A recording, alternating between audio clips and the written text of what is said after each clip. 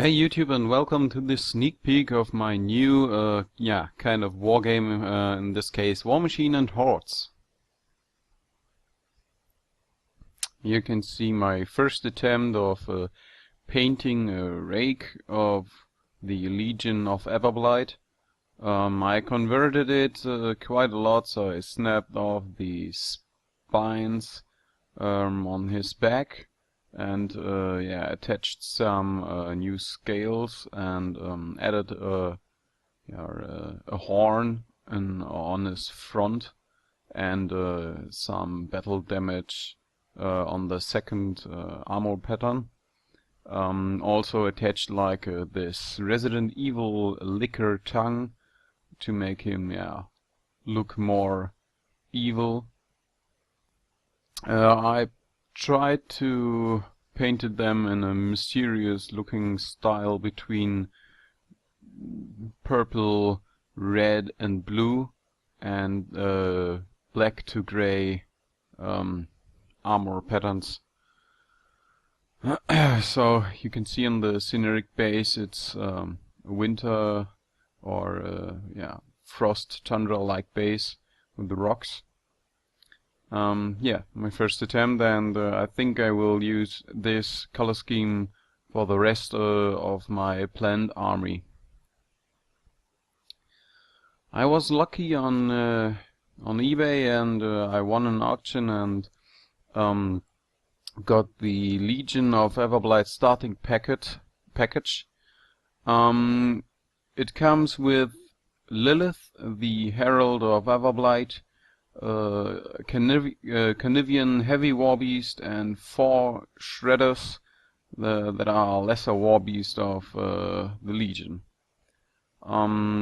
First of all, I wanted to talk about the Warcaster, so Lilith, and some thoughts about her.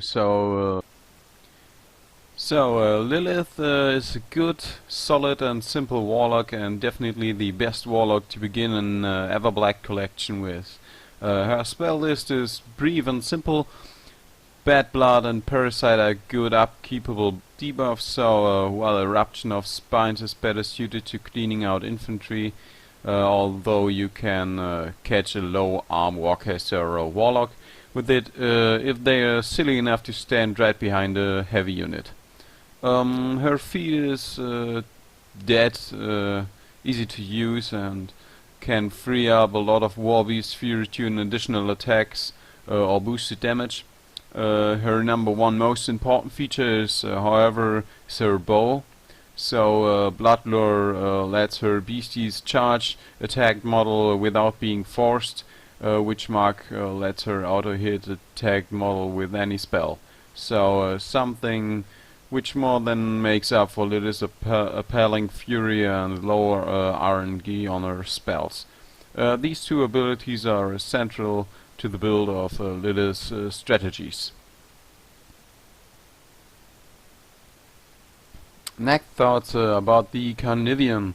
The pros are that he has, with an assault charge, he can gain 4 initial attacks and then buy another 3 of them if you don't boost, so his Animus can really toughen squishy warlocks up and make targets harder to assassinate or increase the Carnivian's staying power in prolonged combat. So he can take a hit or 2 and shrug it off, and he can get where you need him to do with his Pathfinder ability. There's also no disputing that he looks extremely cool, and he's one of the largest and most physically imposing 15mm models in this game. The cons are that he's far from invincible and is not as tough as the tanks from most of the other factions, so he needs to rely on his Animus and the two-handed throw to survive any kind of prolonged combat against enemy heavies. The other part is that he's very pricey, and some Everblight players would even say he's overpriced. He has a low mat and red, so meaning you're going to want to boost him. However, there are plenty of warlocks to make Thoughts about the Shredder. So with just 2 Fury, a must-use special ability rabbit and handy animus, you will be hard-pressed not to use the Shredder in different ways. So they need help against high armor targets, but can obliterate warrior models easy. So because they lost Adelpho Agi, and keeping a few Shredders near each other is no longer a problem. But because they lost pack mentality too, there is less incentivity to do so in the first place. Because of blood creation, Shredders can also be used as an extra damage boost for the boxes or the warlock, and a failsafe fury generator of which they have to be near. Shredders are cheap and you can afford to field a swarm of them in any battle. Don't be tempted to employ too many though, because there are better war beasts out there.